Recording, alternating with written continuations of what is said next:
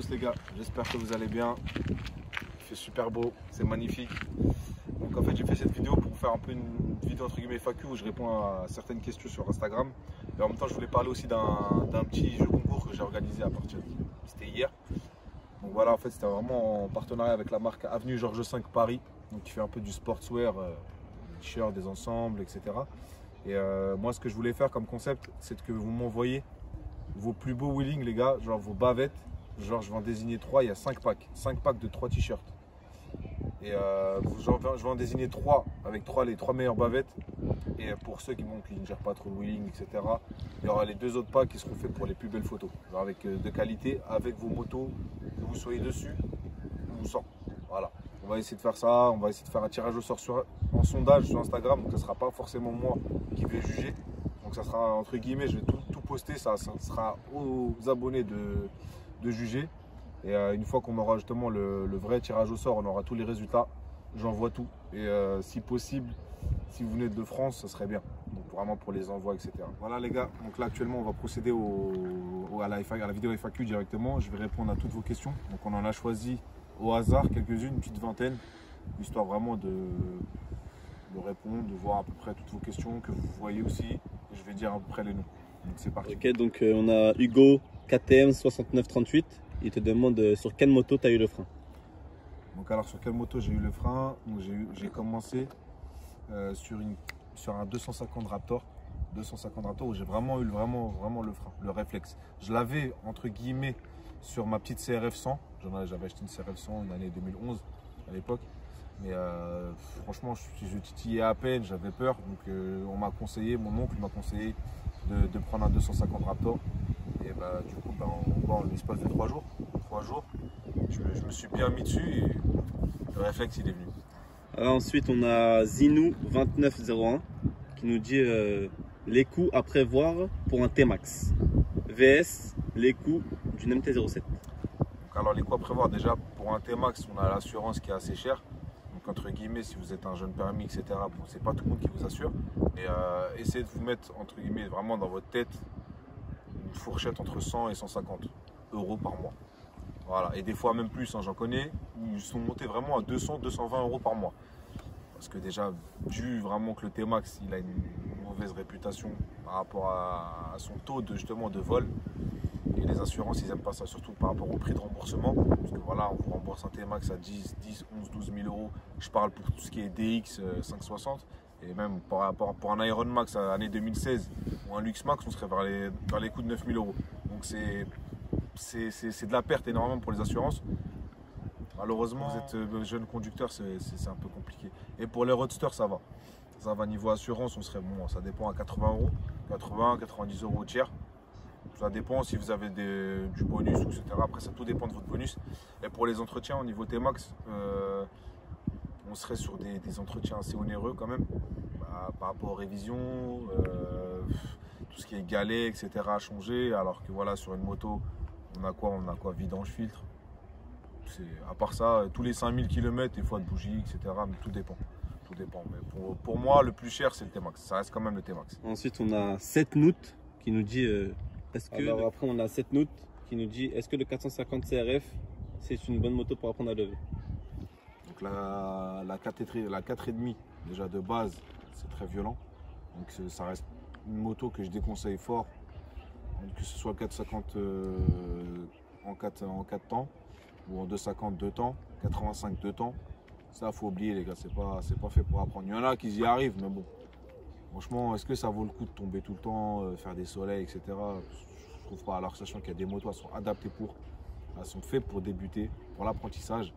Comme j'ai dit plusieurs fois dans tous mes tutos, essayez de vous focaliser 254 temps, 125 TTR, etc. Attention, j'ai fait une vidéo exactement pour toutes les motos qui sont faites pour le wheeling. Voilà. Ensuite, on a un surnom un peu spécial. Hein. Tout commence ici. Il te demande ton permis moto, est-ce que tu l'as eu du premier coup? Le permis moto, ouais, je l'ai eu du premier coup. J'ai eu A partout sauf les fiches. Les fiches, j'ai eu B, c'est trop dur. Carrément, je vais vous raconter une anecdote. C'était quoi? Il y a 12 fiches. J'ai dit si je tombe sur la fiche 11, j'ai pas mon permis. Je tombe sur laquelle? La fiche 11. Et franchement, l'examinatrice, super, rien à dire. Elle m'a sauvé. Idrissi, Il nous demande est-ce que on peut désactiver l'ABS du frein arrière sur une MT-07?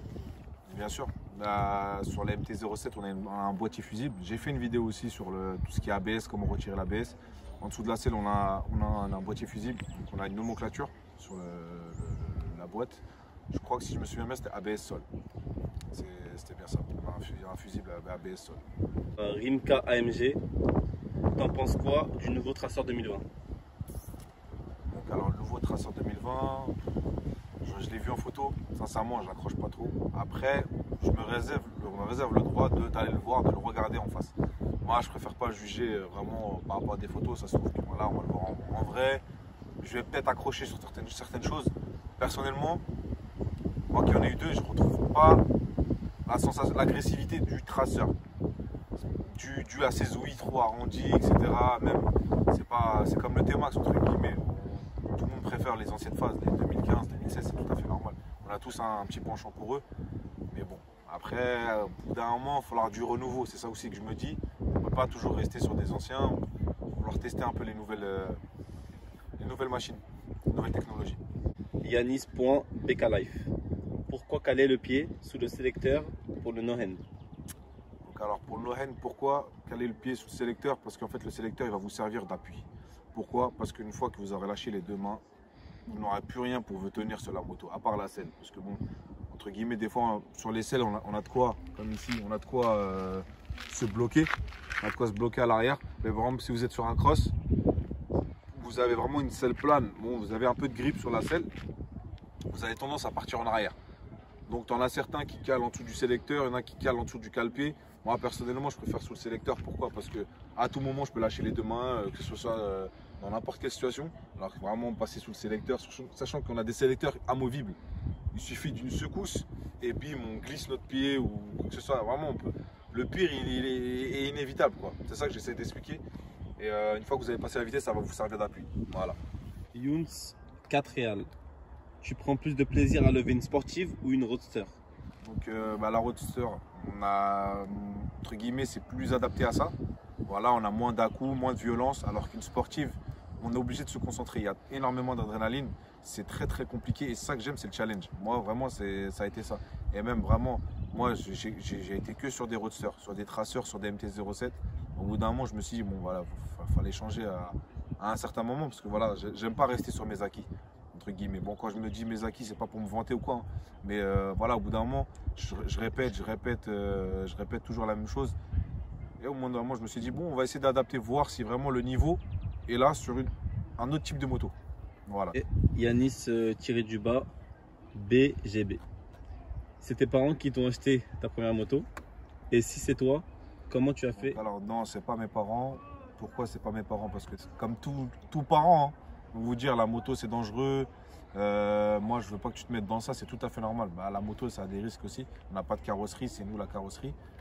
Et par moto pareil, c'est moi qui me le suis payé avec mes premiers salaires. Et comment, je travaille dur, j'ai commencé le travail, j'ai des chantiers, etc. J'ai commencé à 17 ans. Pendant que mes camarades étaient en vacances, moi j'allais travailler, j'allais pas en vacances. Et au bout d'un moment, quand tu économises, et ça y est, il faut faire des sacrifices. Voilà, c'est ça, c'est la passion, c'est les sacrifices. C'est exactement ça.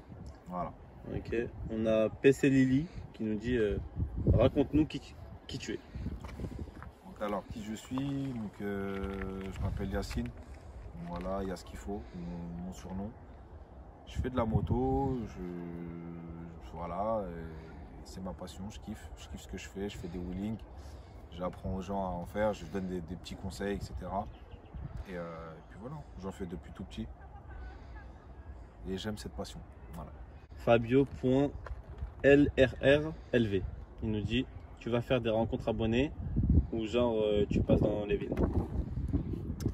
Rencontre abonnés, je sais pas. Franchement, je sais pas. Et si quelqu'un veut me voir, il n'y a pas de problème, on peut se voir en bas-route ou n'importe où. Hein. J'ai pas besoin de faire de rencontres abonnés. Moi, j'aime bien être normal avec les gens, tu vois, être simple. J'ai pas vraiment besoin de voilà, venez ici, on se voit tous. Voilà. Moi, je suis quelqu'un de simple, d'ouvert. J'aime pas me mettre sur un autre piédestal. Voilà, c'est ça que je veux dire. Mana tiré du bas Snowzy. Tu préfères le GSXR ou le R1? Bah en fait la question elle est un peu compliquée parce que j'ai pas encore essayé des R1 que j'aimerais bien. D'ailleurs je suis pressé d'en essayer un.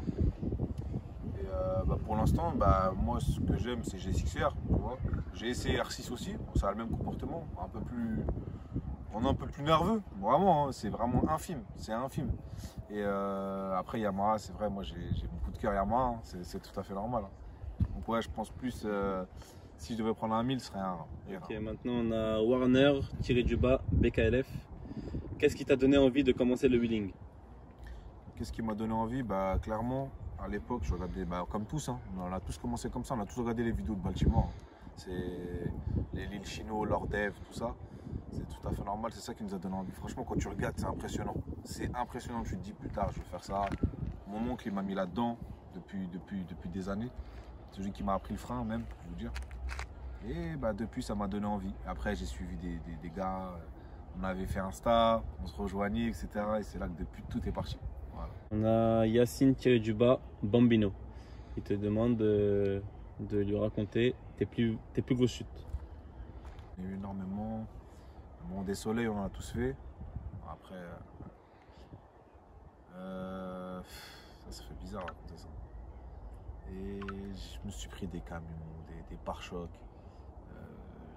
J'ai pas plein de balaves, j'ai dû faire dans la jambe, même pour vous dire. Comme quoi, vraiment, la moto, elle m'a touché énormément. C'est plein de fois, il y a eu une fois en question, j'ai failli mourir, clairement. Mais la passion elle prend le dessus comme toujours. Et j'aime trop relativiser ça, je le montre pas. Mais voilà, la santé, elle a pris un coup, on va dire, entre guillemets. Et pour raconter, juste une petite anecdote, une fois j'ai lâché les deux mains, j'ai pas vu le camion l'appuyer devant moi, j'ai glissé, je me suis pris le pare-choc de la voiture d'en face. Une fois je me suis pris un trottoir, ma moto elle a brûlé à côté de moi. Je suis tombé dans les pommes. Et vraiment des petits trucs minimes, hein. Je me suis pris un camion au Maroc, voilà, je me suis ouvert la jambe, fracture ouverte. Et j'en passe, et j'en passe, et j'en passe. Voilà, après, bon, des accidents, on en a tous, c'est normal, hein, on va pas se plaindre. Il y a pire dans la vie. On a le tiré du bas, Rider, tiré du bas, 83. Il te demande, tu penses quoi de ta nouvelle bécane? Franchement, ma nouvelle moto, je la kiffe. J'accroche. Je commence à avoir un petit peu le feeling comme une femme, hein. C'est tout à fait normal. On kiffe de la même manière, on commence à faire connaissance. Et voilà, j'essaie de rentrer quelques petits tricks. Tu vois, petits trucs sympas, on essaye. Grâce à certains conseils de certains amis, dont Yamaha Joe, tu vois, parce que lui qui a déjà eu des sportives. Et au moins on prend exemple. On prend exemple sur les meilleurs. Voilà. Ok. 91 tiré du bas, NOOR tiré du bas, 93. Quel est ton meilleur et pire souvenir en bécane? Je crois mon meilleur souvenir, bah, c'est le jour de mon anniversaire. On a fait un hommage pour mon ami d'enfance qui est décédé. Et justement, il y avait énormément de personnes qui sont venues, ça m'a touché de malade. Et surtout pour lui en fait, c'est vraiment pour sa conscience, pour lui rendre hommage, ça me fait grave plaisir. Surtout que voilà, c'était un très très bon ami à moi. Et voilà, c'était vraiment le 2 juillet. 2 juillet, jour de mon anniversaire. Et pour mon pire souvenir, bah, c'est le jour au Maroc où je me suis pris le camion de face.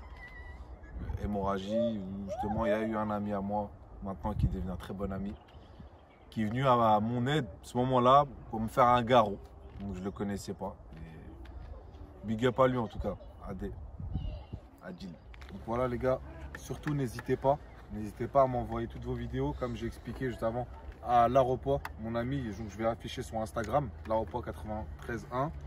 Vous lui envoyez 3, donc je vais tirer au sort 3 personnes qui me font les meilleures bavettes, que ce soit en dirt ou n'importe. Hein. Moi je ne vais pas être non plus, pas vous dire ouais, prenez-moi un R6, faites-moi une bavette, rien à voir. Donc ça, et 2 personnes qui me font une belle photo de qualité. Donc voilà, pour revenir au lot, les gars, on a un t-shirt qui a une valeur de 80 €. Donc il y en a 3 par pack. Donc vous faites 3 x 80. Donc un pack. Donc il y en aura 3 destinés, que je répète, on aura 3 destinés pour les meilleures bavettes. Et il y en aura 2 destinés pour les meilleures photos. Donc voilà. N'hésitez pas aussi à aller follow la page Avenue Georges V Paris sur Instagram. Et si vous voulez, ça vous dérange pas, allez follow mon Instagram. En tout cas les gars, ça m'a fait super plaisir. J'hésiterai pas à en faire d'autres, des vidéos. Dites-moi ce qui vous plaît le plus. Et en tout cas, on va les refaire. Allez, ciao.